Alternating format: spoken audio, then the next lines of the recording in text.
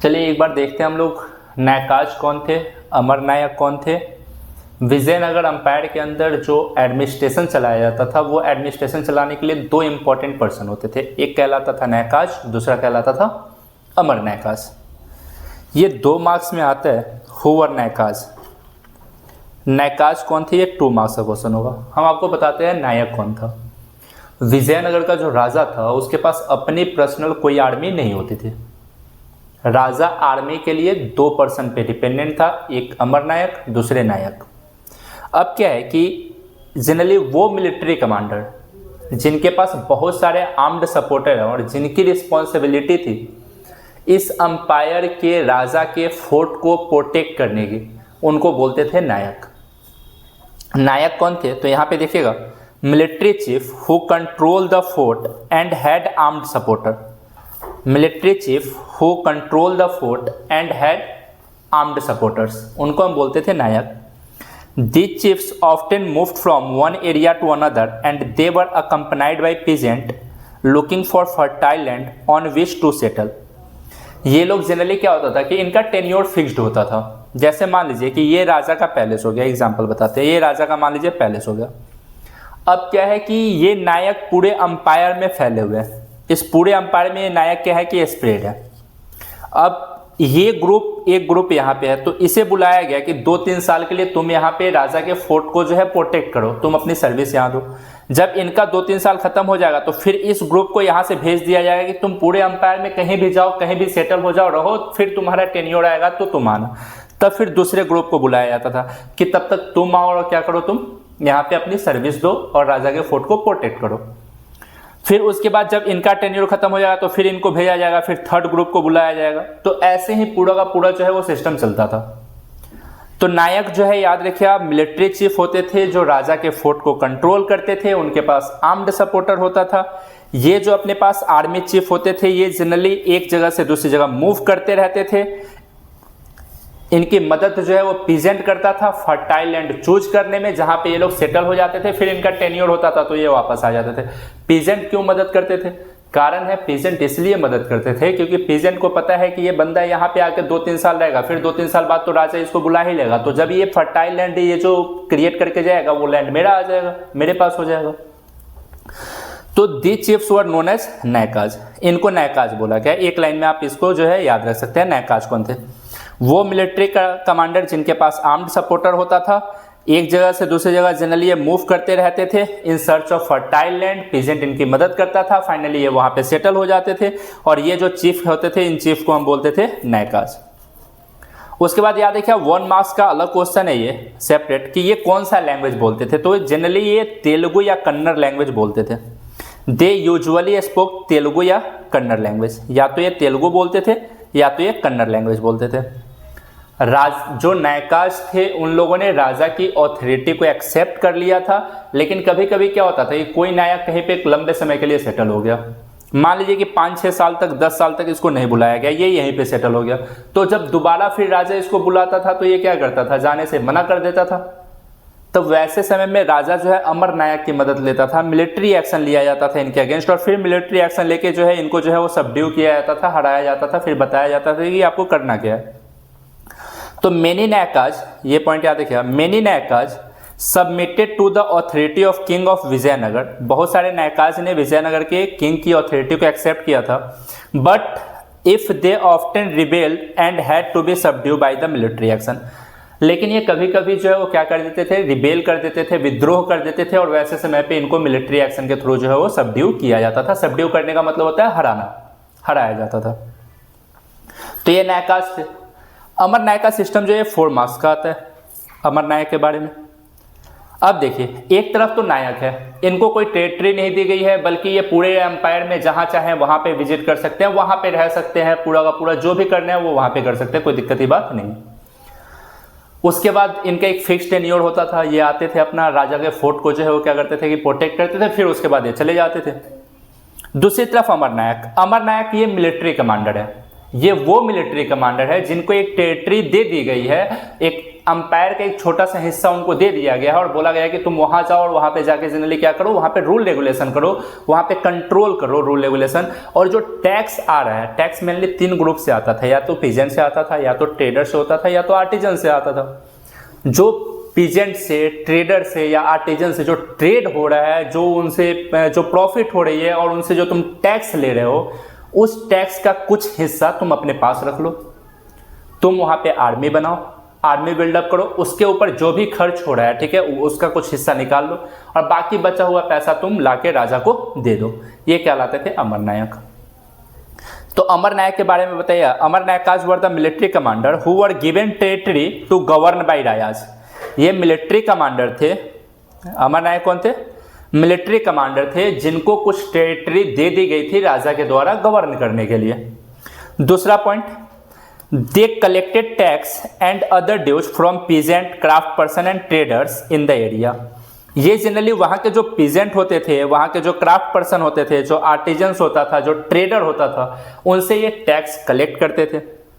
तीसरा पॉइंट कि ये उस टैक्स का कुछ हिस्सा अपने हॉर्स आर्मी के लिए, अपने एलिफेंट आर्मी के लिए, जो कंटिजेंट था, कंटिजेंट का मतलब बोलते हैं एक तरीके से आर्मी, जो उनकी स्टिपुलेटेड आर्मी थी, इतनी भयानक आर्मी थी, ठीक है, उसके खर्च के लिए ये कुछ हिस्सा उसका रख लेते थे।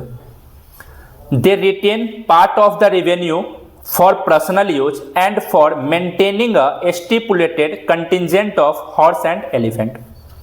तीसरा पॉइंट यहाँ पे बताइएगा कि ये जो है उस टैक्स का कुछ हिस्सा अपने पास रख लेते थे पर्सनल यूज के लिए, और ये जो अपने पास कंटिजेंट था हॉर्स का, एलिफेंट का, ये जो आर्मी था ना, उनको मेंटेन करने के लिए कुछ हिस्सा क्या करते थे, अपने पास रख लेते थे। फिर फोर्थ पॉइंट बताइएगा, ठीक है, कि यहाँ से ये फोर्थ पॉइंट कि ये जो अमरनायक है, जो बचा हुआ हिस्सा होता था उसको क्या करते थे, ले जाके फिर फाइनली राजा को दे देते थे। The Amaranayaka sent tribute to the king annually and personally appeared in the royal court with gift to express their loyalty. Generally जो बचा हुआ हिस्सा होता था वो ये अपने राजा को ले जाके दे देते थे, और साल में एक बार पर्सनली अपीयर भी होते थे। जब दशहरा का मौसम होता था, जब दशहरा होता था, महानवमी होती थी, तो नवमी के जो है 9th डे जो फेस्टिवल होता था, उस समय ये लोग वहाँ जाते थे और जाके राजा को अपनी लॉयल्टी दिखाते थे, और बाकी जो बचा हुआ पैसा है वो वहाँ पे सबमिट कर देते थे। तो Amaranayaka sent tribute to the king annually, annually का मतलब होता है साल में एक बार, वो जाके दे देते थे। राजा इनके ऊपर अपना पावर दिखाता था। कैसे दिखाता था? तो राजा इनको एक जगह से दूसरी जगह ट्रांसफर करके इनके ऊपर अपना कंट्रोल दिखाता था। King occasionally assert their control over them by transferring them from one place to another. राजा इनके ऊपर अपना कंट्रोल कैसे असर्ट करता था, कैसे दिखाता था? इनको एक जगह से दूसरी जगह ट्रांसफर करके। जैसे एग्जाम्पल बताते हैं, देखिए ये पूरा अंपायर है, मान लीजिए विजयनगर, इसको मैंने छोटे छोटे टुकड़ों में बांटा। अब क्या है कि मैंने हर जगह अपने बंदों को भेज दिया। जैसे मान लीजिए कि ये विजयनगर हो गया, ठीक है, ये हम्पी हो गई जहाँ पे राजा रह रहा है, ये रीजन। अब उसने बाकी पूरे अंपायर को बांट दिया। अब हर जगह जो है उसने क्या कर दिया, हर जगह अपने एक एक बंदे को लगा दिया है और बोला कि तुम इस पूरे एरिया में टैक्स कलेक्ट करो, उस टैक्स का कुछ हिस्सा अपने पास रखो, आर्मी मेंटेन करो, और बाकी बचा हुआ हिस्सा मुझे लाके दे दो। तो ये हो गया अपने पास अमरनायक, ठीक है। इनके ऊपर कंट्रोल कैसे किया जाएगा? तो कभी इस अमरनायक को यहाँ भेज दिया जाएगा, यहाँ के अमरनायक को यहाँ भेज दिया जाएगा, यहाँ के अमरनायक को यहाँ भेज दिया जाएगा। तो ऐसे कर करके इनके ऊपर कंट्रोल राजा का बना रहता था। अगर कभी नायक मैंने बताया था ना, जो अपने पास वो मिलिट्री कमांडर जिनकी जिम्मेवारी राजा के फोर्ट को प्रोटेक्ट करने की थी, अगर वो कभी जो है वो राजा के बुलावे पे नहीं जाता था, तो इन्हीं अमरनायक को बोला जाता था कि तुम्हारे पास जो आर्मी है लेके जाओ और उस ग्रुप को जो है वो क्या करो, सबड्यू करो, और फिर बताओ उसको कि राजा साहब बुलाए, ठीक है। तो ये पॉइंट याद रखिएगा अपने पास इसमें कि king occasionally assert their control over them by transferring them from one place to another. और लास्ट पॉइंट याद रखिएगा अपने पास, ये 1 मार्क्स में आता है एमसीक्यू में, कि ये जो सिस्टम है अमरनायक सिस्टम, ये दिल्ली सल्तनत के इक्ता सिस्टम से ली गई है। दिल्ली सल्तनत में इक्ता प्रथा थी, इक्ता सिस्टम, ये दिल्ली सल्तनत का बिल्कुल वही सिस्टम जो है वो अमरनायक सिस्टम है। जैसे दिल्ली सल्तनत में जो है पूरे स्टेट को, जैसे दिल्ली से राजा रूल कर रहा है, तो बिहार किसी को दे दिया, उड़ीसा किसी को दे दिया, बंगाल किसी को दे दिया, बोला कि तुम वहां रूल करो, टैक्स कलेक्ट करो, पूरा आर्मी मेंटेन करो, जो खर्च हो रही है वो उसमें से निकाल लो, बाकी जो बचा हुआ पैसा है वो लाके मुझे सबमिट कर दो। तो ये पॉइंट याद रखिएगा। तो ये पॉइंट अमरनायक के बारे में हो जाएगा। फिर हम आते हैं अमरनायक, ये कैपिटल सिटी विजयनगर की कैपिटल सिटी और उसके आसपास का जो एनवायरनमेंट था उसके बारे में। सबसे पहले देखिए, हमारे पास जो है विजयनगर के बारे में जो जानकारी मिलती है वो मेनली इंस्क्रिप्शन से मिलती है। सबसे ज़्यादा जानकारी हमें इंस्क्रिप्शन से मिलती है। लार्ज नंबर ऑफ इंस्क्रिप्शन हमें वहाँ पे मिले हैं, जो नायक, अमर नायक इन लोगों ने लिखवाया था, राजा ने लिखवाया था, वो सारा इंस्क्रिप्शन हमें वहाँ से मिलता है। Large number of inscription of the king of Vijayanagara and their Nayakas recording donation to temple, जिसमें वो मंदिर को डोनेशन दे रहे हैं उसके बारे में जानकारी है। As well as describing the important events has been recovered, और वहाँ पे जो भी इम्पॉर्टेंट इवेंट्स होता था उसके बारे में ये सब चीज़ जो है वो क्या करते थे कि इंस्क्रिप्शन में लिखते थे, और ये इंस्क्रिप्शन हमें उसकी जानकारी देता है। इंस्क्रिप्शन से हमें वहाँ के बारे में सब कुछ पता चल जाता है। उसके अलावा बहुत सारे वहाँ पे ट्रेडर लोग आए, बहुत सारे ट्रैवलर्स आए, घूमने आए, बहुत सारे एम्बेसडर आए, इनका रिश्ता तो अदर अदर स्टेट से भी था, तो वो लोग भी आए, तो उन लोगों ने भी बहुत कुछ इसके बारे में लिखा है विजयनगर के बारे में, और उससे हमें इसके बारे में जानकारी मिलती है। अब कुछ अपने पास विजिटर हैं जिन्होंने विजयनगर एम्पायर विजिट किया है, उनके बारे में थोड़ा सा देखिएगा। नाम पूछा जाता है, मैच द फॉलोइंग भी आता है और डायरेक्टली एमसीक्यू भी आती है। एक इटली से आया हुआ ट्रेडर है, इटालियन ट्रेडर, उसका नाम है Nicolo de Conti. Nicolo de Conti Italian trader है जो विजयनगर विजिट किया था। दूसरा है पर्शियन एम्बेसडर। एम्बेसडर होता है जो किसी एक कंट्री को दूसरे कंट्री में रिप्रेजेंट कर रहा हो, वो एम्बेसडर कहलाता है। जैसे मान लीजिए कि इंडिया जो है वो हर एक कंट्री के साथ रिलेशन बनाए हुए अपने एम्बेसडर के थ्रू, हम अपने बंदों को वहाँ भेजे हुए हैं, अगर वहाँ के सरकार को कुछ हमसे बात करनी है तो पहले वो उनसे बात करेंगे, फिर वो हमको बताएंगे। तो ऐसा होता है, एक कंट्री का रिप्रेजेंटेटिव अगर दूसरे यहाँ होता है तो उसको एम्बेसडर बोलते हैं। तो ऐसे ही पर्शियन एम्बेसडर जो आया था उसका नाम था अब्दुल रज्जाक। एक रसिया से आया था, रसियन मर्चेंट था, उसका नाम था अफानासी निकितिन। रसिया से एक बंदा आया था जो मर्चेंट था, उसका नाम था अफानासी निकितिन। पुर्तगाल से अपने पास 3 बंदे आ रखे हैं, दुअर्ते बारबोसा, डोमिंगो पेस और फर्नाओ नूनीज। ये आपको याद रखना है। एक इटली से आया था, इटालियन ट्रेडर है, नाम है उसका निकोलो डी कॉन्टी। पर्शियन एम्बेसडर है, नाम है उसका अब्दुल रज्जाक। रसियन मर्चेंट है, उसका नाम है अफानासी निकितिन। पुर्तगाल से 3 बंदे आए हुए हैं, डोमिंगो पेस, दुअर्ते बारबोसा और Fernao Nuniz. Domingo Paes, Duarte Barbosa और फर्नाओ नूनीज। तो ये पर्सन जो है याद रखिएगा जो विजयनगर विजिट किया और उसके बारे में बता रखे हैं। एक पर्सन है डोमिंगो पेस। डोमिंगो पेस ने इसके बारे में क्या बताया विजयनगर के बारे में? डोमिंगो पेस मैंने बताया पुर्तगाल से आया था। इस पे रिलेटेड एक क्वेश्चन भी है, ये मैं आपको बाद में करवाऊंगा कि इसने जो है वो महानवमी डिब्बा के बारे में क्या बताया था। डोमिंगो पेस एक पुर्तगाली ट्रेवलर है, पुर्तगाल से आया था। इसने क्या बताया था विजयनगर के बारे में? सबसे पहला पॉइंट इसने बताया था कि the size of city I do not right here. ये शहर का जो साइज है इतना बड़ा है कि मैं यहाँ नहीं लिख सकता। कारण ये है ना कि किसी एक जगह खड़ा होकर पूरे अंपायर को देखा नहीं जा सकता। ये इतना बड़ा शहर है जितना बड़ा कभी रोम हुआ करता था। ये बताता है Domingo Paes, the size of the city I do not write here. ये जो अपने पास शहर है इसका जो साइज है वो मैं यहाँ नहीं लिख सकता, because it can not all be seen from any one spot, क्योंकि इसे एक जगह से पूरा का पूरा देखना पॉसिबल नहीं है। He told the city was as large as Rome। ये बोलता है ये शहर उतना बड़ा था जितना बड़ा कभी रोम हुआ करता था। तो आपको याद रखना है कि डोमिंगो पेस ने विजयनगर एम्पायर का कंपैरिजन किसके साथ किया है? रोम के साथ। उसके बाद ये बताता है कि ये काफ़ी ब्यूटीफुल रीजन है और यहाँ पे जो साइट्स हैं वो पूरे ब्यूटीफुल हैं। यहाँ पे ये बताता है कि आप इस अंपायर में फॉरेस्ट्री देख सकते हैं, एग्रीकल्चर फील्ड देख सकते हैं, राजा के पैलेस के आसपास पाम ग्रोव देख सकते हैं, सब कुछ देख सकते हैं आप। There are many groves of tree within it. ये बताता है कि यहाँ पे आपको जो है वो बहुत सारा ग्रोव्स ऑफ ट्री देखने को मिलेगा, बगीचा देखने को मिलेगा यहाँ पे। Within it, in the garden, the house and many conduits of water। अच्छा, उसके बाद वहाँ पे आपको बहुत सारे घर देखने को मिलेंगे, वहाँ पे बहुत सारे water channel. Conduits of water का मतलब होता है वाटर चैनल आपको वहाँ देखने को मिलेंगे। Which flows into midst of it, जो इसमें आके जो है वो क्या करते हैं, गिरते हैं। And in the place there have been lake, और आपको वहाँ पे लेक भी देखने को मिलेगा जहाँ पे पानी आके स्टोर होती है जिससे आगे का रिक्वायरमेंट पूरा किया जाएगा। And the king had close to his palace a palm grove and other rich fruit bearing tree. और जो अपने पास राजा का पैलेस है वहां पे आप देखिएगा कि राजा के पैलेस के पास आपको जो है पाम ग्रोव ट्री देखने को मिलेंगे। पाम ग्रोव का मतलब जो अपने पास पाम ट्रीज होता है ना, खजूर का पेड़, वो आपको बहुत सारा देखने को मिलेगा। उसके अलावा साथ में जो है याद रखिएगा वहां पे और भी जो है वो फ्रूट बियरिंग ट्रीज हैं, जो फल देने वाले पौधे हैं, वो सारे के सारे वहां पे भरे हुए हैं। तो ये इसके बारे में बताता है। मेनली याद रखिएगा कि ये अंपायर के बारे में जो है वो ये बताता है कि अंपायर काफी बड़ा है, एक जगह से नहीं देख सकते हैं।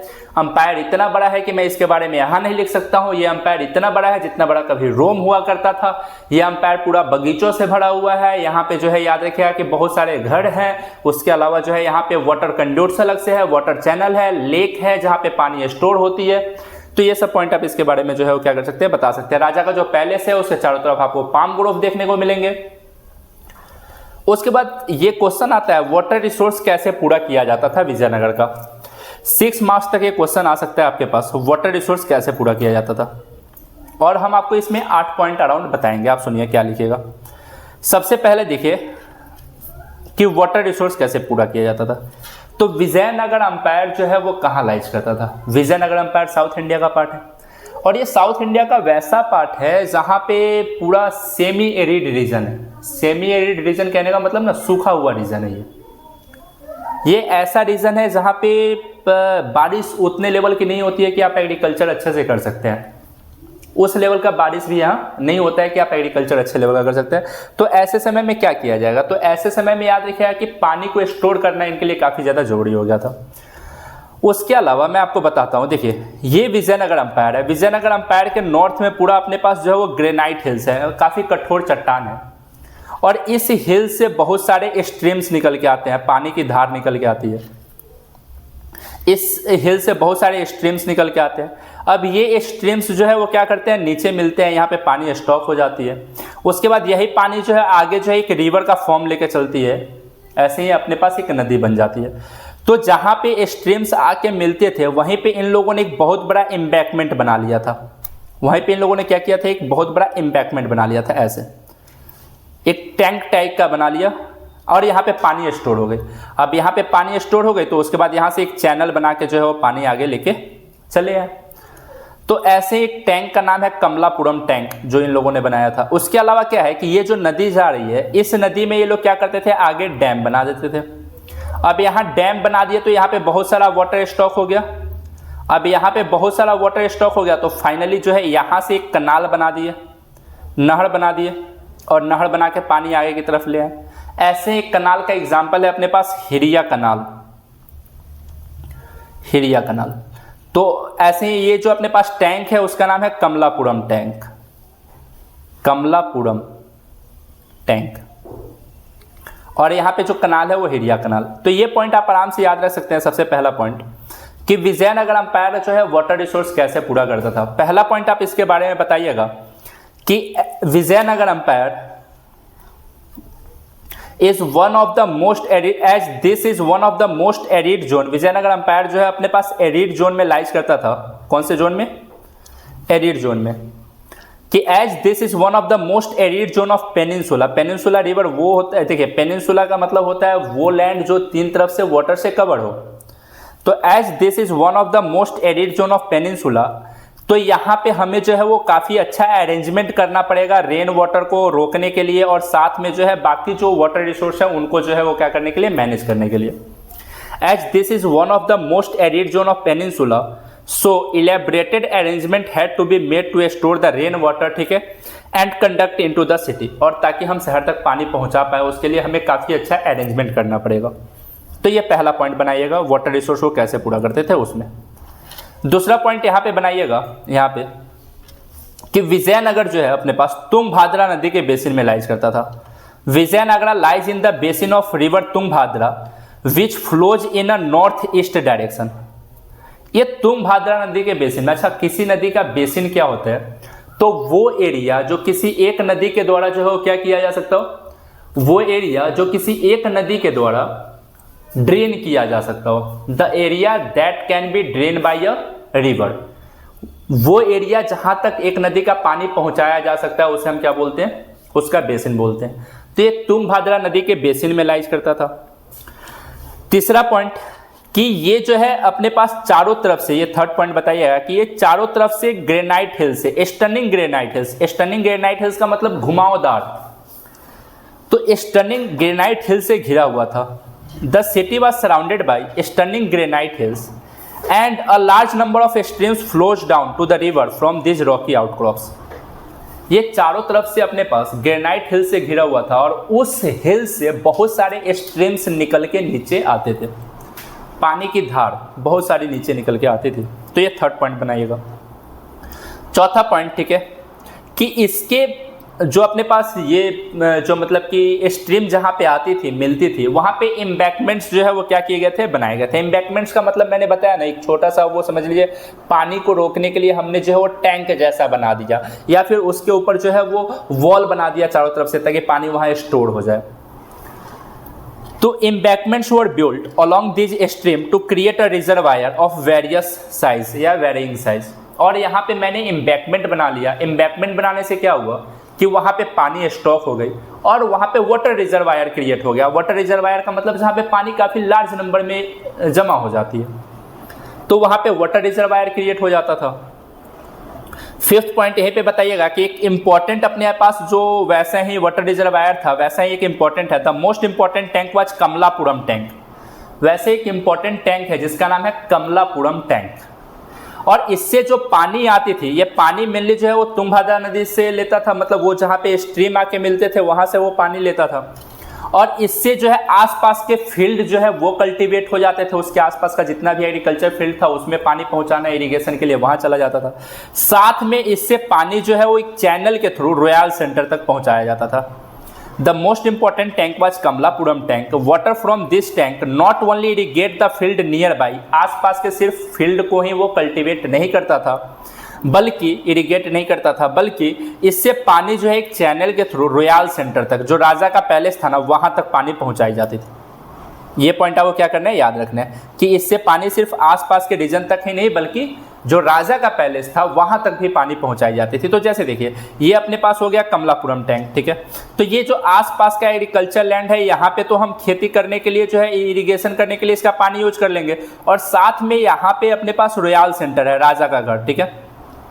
तो ये पूरा का पूरा पानी जो है वो रॉयल सेंटर तक लेके आएगा। जैसे मान लीजिए यहाँ पे मैंने रॉयल सेंटर बनाया, तो ये पानी रॉयल सेंटर तक लेके आ जाता था, समझ आया, ये रॉयल सेंटर तक पानी लेके आ जाता था। तो ये कमलापुरम टैंक था। उसके बाद एक इंपॉर्टेंट कनाल भी था। One of the most important या प्रोमिनेंट कनाल वाज हिरिया कनाल। एक बड़ा इंपॉर्टेंट कनाल था, उसका नाम था हिरिया कनाल। ये 6th पॉइंट में लिखिएगा, एक इंपॉर्टेंट कनाल था जिसका नाम था अपने पास हिरिया कनाल। हिरिया कनाल जनरली संगम डायनेस्टी, जो पहली डायनेस्टी थी विजयनगर की, उसी के समय बनाया गया था। मैंने बताया 4 डायनेस्टी है जो विजयनगर के ऊपर रूल की है, संगमा, सलुवा, तुलुवा और आबिदु। तो जो पहली डायनेस्टी थी संगमा डायनेस्टी, उसी के समय ये अंपायर के समय ही, जो उसी डायनेस्टी के समय ये कनाल बनाया गया था, हिरिया कनाल। हिरिया कनाल जो है वो तुंगभद्रा नदी के ऊपर बनाया गया था। मैंने बताया तुंगभद्रा नदी के ऊपर एक डैम बनाया गया था, वहां से जो है वो पानी लेके हिरिया कनाल आगे की तरफ आती थी। And this canal drew water from a dam across Tungabhadra नदी। ये जो पानी लेती थी, वो जो डैम बनाया गया था तुंगभद्रा नदी पे, वहां से ये पानी लेता था। And irrigate the cultivated valley that separate from the सैकर्ड centre from the urban core. और पानी कहाँ तक लाता था, सैकर्ड सेंटर और अर्बन कोर के बीच के एग्रीकल्चर फील्ड तक। जैसे एग्जांपल ये देखिए, ये है हिरिया कनाल। एग्जांपल मैं ये बताता हूँ, देखिए जैसे ये तुंगभद्रा नदी गई, यहाँ पे डैम बनाए, ये डैम बनाया तो ये हिरिया कनाल पानी लेके आया। अब ये पानी लेके आया तो कहाँ तक पानी लेके आएगा, देखिए तो इधर अपने पास अर्बन कोड है, इधर अपने पास अर्बन कोड, ये पूरा अर्बन कोड वाला रीजन जहाँ पे सिटी है, और ये है सैकर्ड सेंटर, और इसके बीच में काफ़ी इंपॉर्टेंट रोड था। ये रोड सबसे इंपॉर्टेंट रोड होता था जो अर्बन सेंटर को जो है वो सैकर्ड सेंटर से जोड़ता था। और ये आसपास में पूरा एग्रीकल्चर फील्ड है। तो ये जो एग्रीकल्चर फील्ड है ना, इस एग्रीकल्चर फील्ड तक जो पानी पहुंचाई जाती थी, ये हिरिया कनाल से पहुंचाई जाती थी, जो तुंगभद्रा नदी से पानी लेता था, हिरिया कनाल, ठीक है। हिरिया कनाल से जो पानी पहुंचाई जाती थी वो एग्रीकल्चर फील्ड तक पहुंचाई जाती थी, जो एग्रीकल्चर फील्ड सैकर्ड सेंटर और अर्बन कोर के बीच में लाइज करता था। And this was apparently built by the king of Sangma dynasty, और ऐसा माना जाता है कि ये संगम डायनेस्टी के समय बनाया गया था। तो ये आपसे क्वेश्चन भी एमसीक्यू में पूछा गया कि हिरिया कनाल जो है वो किसके समय बनाया गया था, कौन सी डायनेस्टी के समय बनाया गया था। आप बताइए कि संगम डायनेस्टी के समय हिरिया कनाल बनाया गया था। बात करते हैं थोड़ा फोर्टिफिकेशन की और रोड्स की। तो देखिए एक बात बताते हैं, ये पूरा अंपायर फोर्टिफाइड था, चारों तरफ से अंपायर क्या था, फोर्टिफाइड था, चारों तरफ से जो है वो क्या है कि घिरा हुआ था।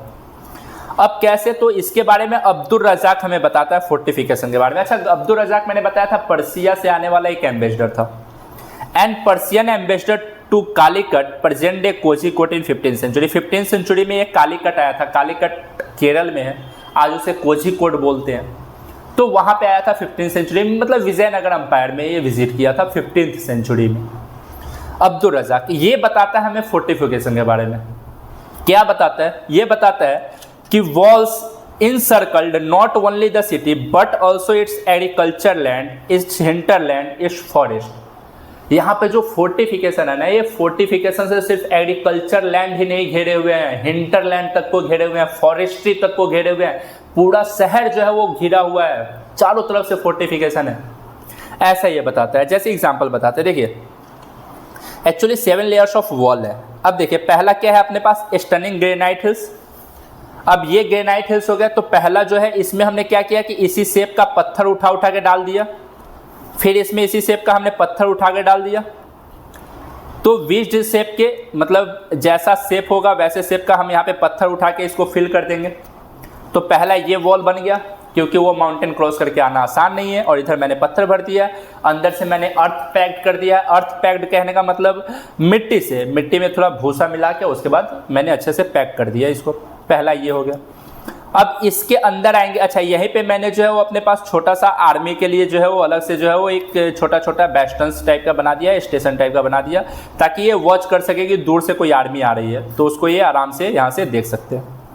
वो छोटा सा नहीं समझे, बाहर जो एक खिड़की टाइप का निकाल दिया ताकि वहाँ पे आर्मी खड़ा रह के बाहर देख सके, पहरा दे सके, कोई आए तो उस पर अटैक भी कर सके। उसके बाद इस जैसे ही हम इस वॉल के अंदर आएंगे तो हमें पहले एग्रीकल्चर फील्ड मिलेगा, पूरा एग्रीकल्चर फील्ड मिलेगा। अब ये एग्रीकल्चर फील्ड पूरा फोर्टिफाइड होगा, है कि नहीं है। फिर हमें यहाँ पे एक लेयर ऑफ वॉल मिलेगा, फिर यहाँ पे फोर्टिफिकेशन हमें देखने को मिलेगा। फिर उसके बाद जैसे ही अंदर आएंगे हमें फॉरेस्ट्री देखने को मिलेगा, जंगल देखने को मिलेगा, पूरा फॉरेस्ट्री वाला रीजन। फिर यहाँ पे हमें जो है वो फोर्टिफिकेशन देखने को मिलेगा, फिर फोर्टिफिकेशन होगा। फिर अंदर आएंगे तो हमें सिटी देखने को मिलेगा, ये पूरा सिटी वाला रीजन, ठीक है। तो हम इसको पूरा फोर्टिफाइड करेंगे, ठीक है। फिर उसके बाद उसके अंदर आएंगे, पूरा ये सिटी फोर्टिफाइड हो गया। फिर यहाँ पे थोड़ा सा हमें एग्रीकल्चर फील्ड भी देखने को मिलेगा। फिर अंदर आएंगे तो हमें यहाँ पे सैकर्ड सेंटर देखने को मिलेगा, रॉयल सेंटर भी देखने को मिलेगा। यहाँ पे हमें जो अपने पास रॉयल सेंटर देखने को मिलेगा, फिर वो फोर्टिफाइड है, जो मंदिर है वो फोर्टिफाइड है, इंपॉर्टेंट बिल्डिंग जो भी है वो डबल वॉल से फोर्टिफाइड है। तो राजा के पैलेस तक पहुँचने के लिए आपको कितना फोर्टिफिकेशन तोड़ना पड़ेगा दिखाई दे रहा है, तब जाके आप यहाँ से क्या कीजिएगा, राजा के बिल्डिंग तक पहुँच पाइएगा। तो राजा के बिल्डिंग तक पहुँचना इतना आसान थोड़ी ना है, ये पूरा का पूरा फोर्टिफिकेशन आपको ब्रेक करके यहाँ तक पहुँचना पड़ेगा। तो ये फोर्टिफिकेशन था। तो ये फोर्टिफिकेशन के बारे में अब्दुल रजाक हमें बताता है कि ये सिर्फ फोर्टिफिकेशन से एग्रीकल्चर को ही नहीं फोर्टिफाइड किए हुए थे, बल्कि एग्रीकल्चर के साथ साथ हिंटरलैंड हो गया, फॉरेस्ट्री हो गया, सिटी हो गया, रॉयल पैलेस हो गया, सैकर्ड सेंटर हो गया, सबको ये फोर्टिफाइड कर रखे थे। अब देखिए सबसे जो आउटर वॉल था, the outer most wall link the hills surrounding the city. सबसे पहला जो सबसे बाहरी वॉल था वो हिल्स को आपस में जोड़ जोड़ के बनाया गया था। जो सबसे आउटर वॉल्स था, ये जो हिल्स हैं इनको आपस में कनेक्ट कर करके जो है वो क्या किया गया था, आउटर वॉल बनाया गया था। The massive masonry construction was slightly tapered and no mortar or cementing agent was employed. यहाँ पे याद रखिए हमें कहीं भी जो है इस कंस्ट्रक्शन में कोई मोर्टार वगैरह का यूज देखने को नहीं मिला है। मतलब क्या है कि वो जो अपने पास ये जो माउंटेन है ना, उसमें मैंने पत्थर सिर्फ डाल दिया और अंदर से मिट्टी से पैक कर दिया है। The stone block were विज्ड shaped, विज्ड shape का मतलब जैसे वो है उसी शेप का मैंने उसके अंदर पत्थर डाल दिया है। Which held them in a place and the inner portion of the wall was earth packed with rubble. Rubble का मतलब होता है भूसा, जो पुआल होता है उससे जो है हम क्या किए, मिट्टी में मिला के, ठीक है, उसमें पत्थर डाल दिया और अंदर से मिट्टी पैक कर दी है पूरा का पूरा। एंड स्क्वायर और रेक्टेंगुलर बेस्टन्स प्रोजेक्टेड आउटवर्ड। और मैंने वहां पे क्या बना दिया, बेस्टन्स बना दिया। बेस्टन्स का मतलब होता है वो रीजन जहां से आर्मी जो है वो पहरेदारी दे सके। तो देखिए ये जैसे मेरे पास हो गया, ठीक है, ये हिल्स वाला रीजन हो गया, तो इसके बीच वाले रीजन को मैंने जो है वो पत्थर से पैक कर दिया। अंदर से मैंने मिट्टी भर दिया, मिट्टी के साथ साथ जो है याद रखिएगा उसमें रबल्स मिला दिए, मतलब अर्थ के साथ मैंने क्या किया, रबल्स मिला दिया, भूसा मिला दिया, और उसके बाद अंदर से पैक कर दिए। उसके बाद आगे मैंने बेस्टन्स निकाला। बेस्टन्स का मतलब होता है कि एक आर्मी जहां पे खड़ा होकर पहरेदारी कर सके, वैसा चबूतरा टाइप का घर के बाहर नहीं निकाल देते, छज्जा टाइप का, वैसा निकाल दिया। यहां से आर्मी जो है वो क्या कर सकती है, पहरेदारी दे सकती है कि नहीं, समझिए। तो ये पॉइंट आपको थोड़ा याद रखना है कि जो अपने पास आउटर मोस्ट वॉल था, इसको जो है वो हिल्स को आपस में ज्वाइन करके बनाया गया था। इसमें किसी भी तरीके का सीमेंटिंग का यूज नहीं किया गया है, मोर्टार का यूज नहीं किया गया है, सिर्फ मैंने विज्ड शेप के पत्थर, ये जो अपने पास विज्ड शेप के पत्थर है, ये विज्ड शेप के पत्थर मैंने उठाए और उसके अंदर डाल दिए, और सिंपली इनर पोर्शन जो अंदर वाला पोर्शन है उससे हमने अर्थ पैक्ड कर दिया, उसके अंदर रबल्स मिला के, ठीक है। तो इसमें हमने रबल्स मिलाया और अर्थ पैक कर दिया, और उसके बाहर मैंने एक बेस्टन्स बना देते थे, जगह जगह पे थोड़े थोड़े दूर पे मैंने बेस्टन्स बना दिया, मतलब एक स्क्वायर शेप का या रेक्टेंगुलर शेप का मैंने बेस्टन्स बना दिया, वहां से आर्मी पहरेदारी दे सकती है। अब्दुल रजाक नोटेड दैट, अब्दुल रजाक बताता है कि जब आप फर्स्ट सर्कल, सेकेंड सर्कल और थर्ड सर्कल से जाइएगा ना, पहला वॉल, दूसरा वॉल, तीसरे वॉल से जाइएगा, तो सबसे पहले आपको कल्टीवेटेड फील्ड देखने को मिलेगा, फिर आपको गार्डन देखने को मिलेगा, तब जाके आपको सिटीज देखने को मिलेगा। मैंने ऐसे बताया ना, यहाँ देखिए, सबसे पहले आप आइएगा अंदर तो आपको एग्रीकल्चर फील्ड देखने को मिलेगा, फिर आप आगे आइएगा तो आपको यहाँ पे जो है वो फॉरेस्ट्री देखने को मिलेगा, फिर आगे आइएगा तो आपको सिटी देखने को मिलेगा, हाउसेज वगैरह, अर्बन कोड यहाँ पे आके आपको देखने को मिलेगा। ऐसा ये बताता है कि जैसे ही हम first circle, second circle, third circle से जाते हैं तो हमें एग्रीकल्चर फील्ड देखने को मिलता है, हमें फिर वहाँ पे जो है वो गार्डन्स देखने को मिलते हैं, फिर हाउसेज देखने को मिलते हैं। ऐसा डोमिंगो पेस भी बता रखा है, सिर्फ ऐसा नहीं है कि फोर्टिफिकेशन के बारे में अब्दुल रजाक, डोमिंगो पेस भी बताया, और डोमिंगो पेस याद रखिए आप पोर्तुगीज ट्रैवलर है, ये पोर्तुगीज ट्रैवलर है जो इसके बारे में बता रखा है Domingo pace.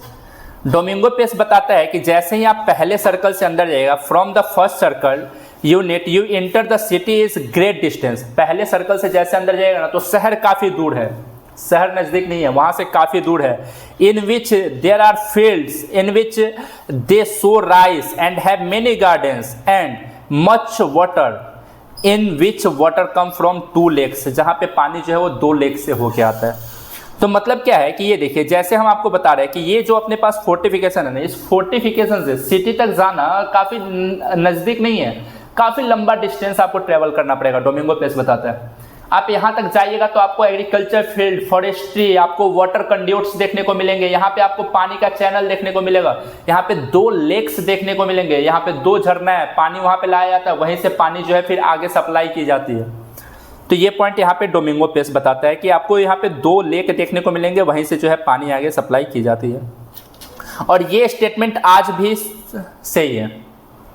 These statements have been corroborated by the present day archaeologists, आज भी सही है, who have also find evidence of an agricultural track between the Saccard Center and Urban Core। मैंने बताया ना, Saccard Center और अर्बन कोड के बीच में पानी जो है वो हिरिया कनाल से लाई जाती थी। ये जैसे कि अर्बन कोड हो गया और ये Saccard Center हो गया, तो इसके बीच में मैंने बताया एग्रीकल्चर फील्ड था। यहाँ पे पानी जो है वो किससे लाया जाता था, यहाँ पे पानी जो है अपने पास हिरिया कनाल से लाई जाती थी, जो तुंगभद्रा नदी पे बनाई गई थी कनाल, वहां से पानी लाई जाती थी। तो ये आज भी हमें ये एग्रीकल्चरल ट्रैक का एविडेंस मिला है कि यहाँ पे एग्रीकल्चरल ट्रैक था। ये जो अर्बन कोड है और ये जो सैकर्ड सेंटर है, ये जो अपने पास पवित्र स्थान है और ये जो शहरी स्थान है, इन दोनों के बीच में एग्रीकल्चर फील्ड था। इसका आज भी एविडेंस मिला है कि these statement have been corroborated by present day archaeologists who have also find evidence of an agricultural track between Saccard Place and Urban Core.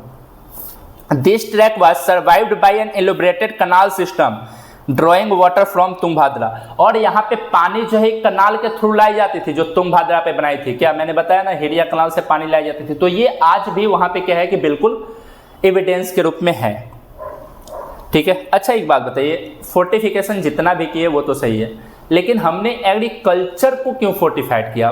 आज तक जितना भी फोर्टिफिकेशन होता था वो किसका होता था, जितना भी फोर्टिफिकेशन होता था वो मोस्टली जो है वो याद रखिएगा कि सिटी का होता था। लेकिन इन लोगों ने एग्रीकल्चरल ट्रैक को भी फोर्टिफाइड किया था, एग्रीकल्चरल ट्रैक को फोर्टिफाइड किया था। क्यों, वाई एग्रीकल्चरल ट्रैक वर फोर्टिफाइड, ठीक है। ये जो अपने पास, अच्छा ये मैंने यहाँ पे लिख दिया है कि ये हिरिया कनाल वाला जो है कि यहाँ पे पानी जो है वो हिरिया कनाल से लाई जाती थी।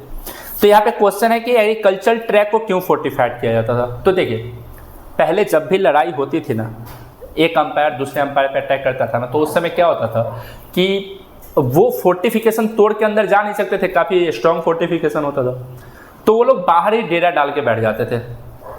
अब क्या है कि जैसे देखिए ये पूरा अंपायर है, ये उसकी कैपिटल सिटी है, पूरे अंपायर से जितना भी सरप्लस है वो पूरा सरप्लस कैपिटल सिटी में आएगा, जितना भी एग्रीकल्चर प्रोडक्ट है वो सब यहाँ आएगा।